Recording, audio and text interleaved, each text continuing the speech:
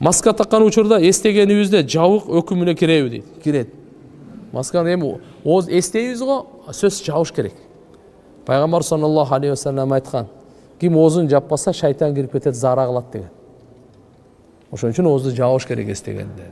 А бирок бул маска болсо, маска ошонун өкүмүндө жүрөт. Себеп дегенде кол менен эмес, чүпүрөк менен жапса деле болот.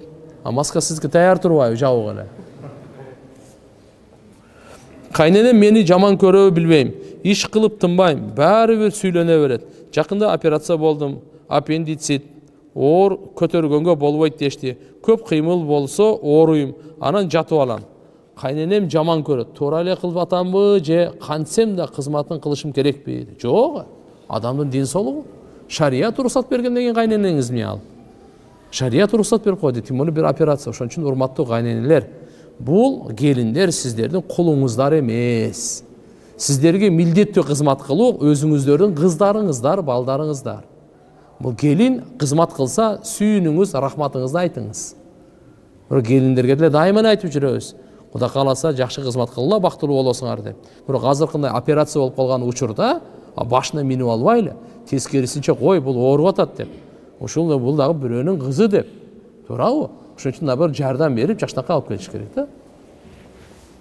Эшек карышкырга карыз дейт. Карышкыр эшекти жесе да тым турат экен.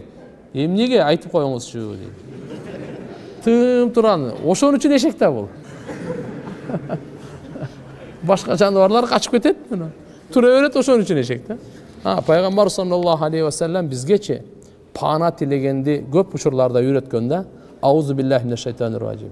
Айткан: эшектин айкырганын уксаңар, пана тилегиле, бул шайтанды көргөндө кыйкырат деген да.